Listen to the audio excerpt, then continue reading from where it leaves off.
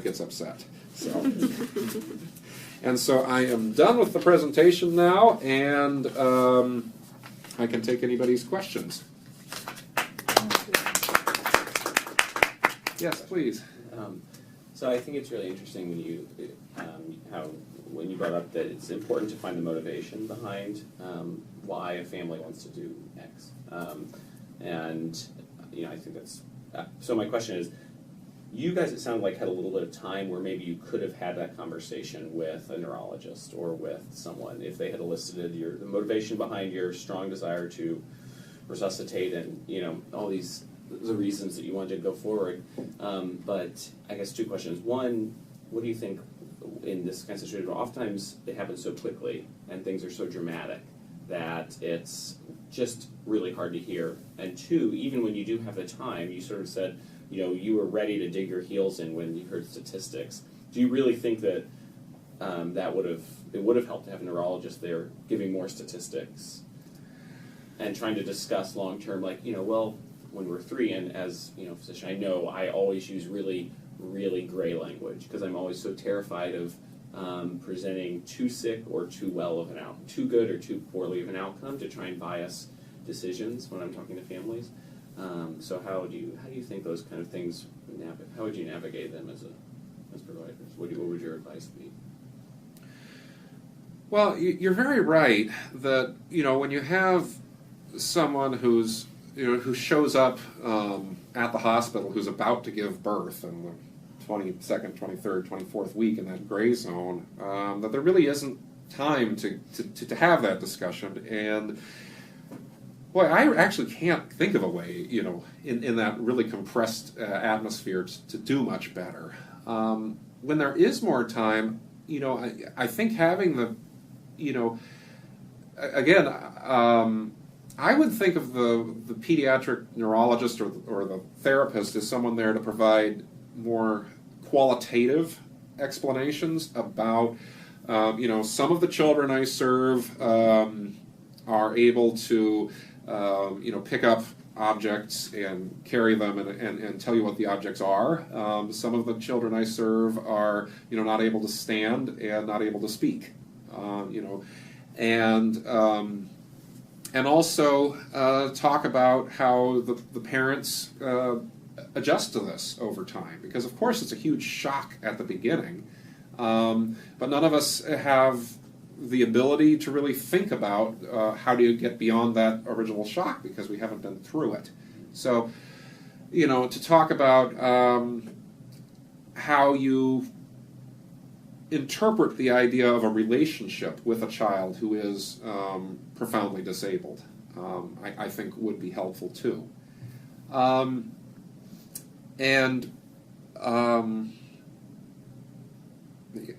guess I'll just leave it there. Who wants to go next? Well, along those lines, one of your suggestions was more discussion of quality of life kinds of information, and I think that makes a lot of sense, but as a provider, I worry about framing that I still bring to any conversation how I tend to view a particular outcome, and I think that any provider could provide the same information with two very different tones, where your child is going to have speech delay and need all sorts of extra education or whatever it is, or the child may be blind. And you can say that very darkly, or you can say it with a very optimistic tone, and so I don't know, and I don't know if you have any ideas for how quality of life information can be provided in a unbiased way. Well, I think in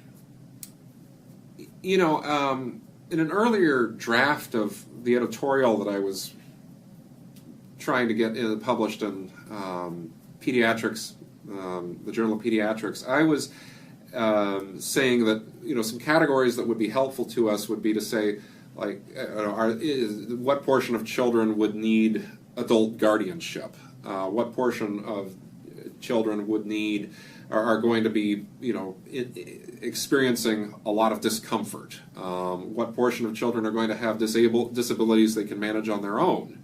what portion are going to be able to catch up. And then the doctor in Florida that I'm collaborating with says that's just impossible, given the kind of studies that would be needed to get that would be really, really hard.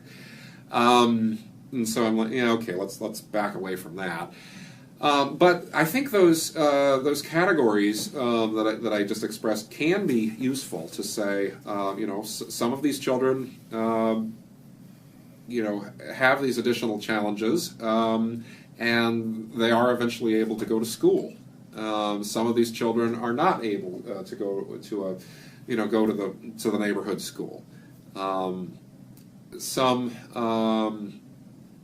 of these children will have to go to a school for the blind. Some of them will be able to manage their disability. Some of them will be unimpaired. And so, I don't think you actually need to be that concerned about how cheerfully or badly what tone you use to present a disability, because hearing blind child as a parent, like that's pretty shocking just all by itself. Doesn't matter how cheerful you are when you say it. So in our case, we felt like they were trying to convince us that our child was in extreme danger, and well, we've known that for a week and a half. Why do you keep hammering on that point?